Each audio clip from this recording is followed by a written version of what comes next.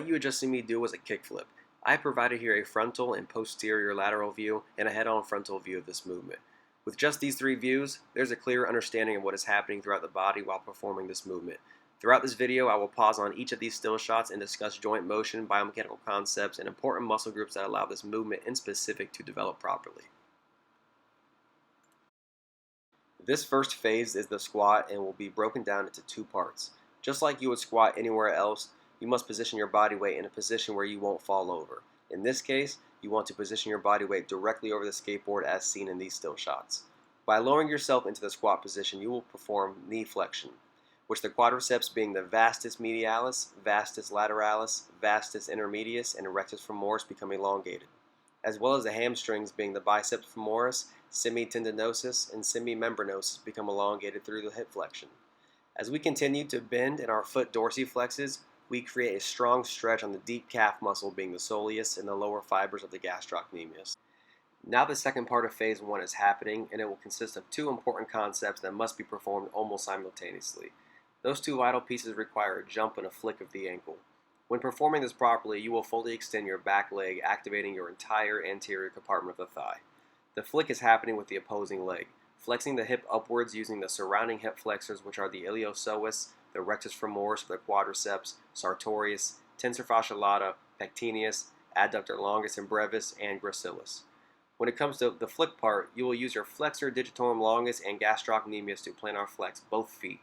Since the surface your forward foot was originally on is no longer there, you must utilize that upward momentum created by flicking your toes externally and upward. The final phase has come, and it's the most exciting part about doing any trick that involves the board to flip around, and that is the catch and land. What I mean by that is that this phase is going to require you to activate the main muscles that are going to stabilize you mid-flight, and that is the rectus abdominis, external and internal obliques, and the transverse abdominis. Since I am performing this trick while moving, you will want to make sure your center of gravity is spot on with the board. Majority of the force acting on the body within this movement happens in this phase, and landing with slight knee flexion is recommended. Once the soles of your feet make contact with the board, you start to extend your legs and make impact with the ground, hoping for a clean right of way and no broken bones. As you can imagine, skateboarding requires an extreme level of balance and coordination throughout the body. Proprioception plays an important role because you are utilizing abduction of the arms to help thrust your body into the air. This trick alone requires multiple joint movements including the elbow and shoulder, hip, knee, and ankle joints. To recap the muscles used throughout the kickflip, we have our core for starters. More importantly, the spinal muscles within the core, such as the latissimus dorsi and trapezius, and some superficial erector spinae muscles to help extend the trunk. Clearly, the quadriceps and hamstrings are the main suspects when it comes to extending the knee, flexing the hips, flexing the knee, and extending the hips. When it comes to transitioning from a crouch to upright posture, gluteus maximus gets the job in stabilizing. With the lower leg, the gastrocnemius plays a large role for plantar flexing. That motion of the ankle is what allows you to shift the direction of skateboard in motion. As for the tibialis anterior, it controls our dorsiflexion. This allows us directional control and depth within the squat. In conclusion, Newton's laws of motion play so heavily within the world of skateboarding.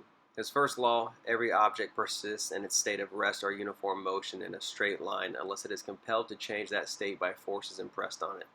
That couldn't have been said any more perfect, given that pushing on the skateboard will propel us forward, and once we add a flick or a jump, the board and our body is compelled to change from that action. Frontal and sagittal plane are acted heavy upon the basic motions: hip extension, hip flexion, knee extension, and knee flexion. Almost every trick on a skateboard that's relevant acts upon the transverse plane at some point in time due to the fact that there are some rotational aspects of the knees and hips.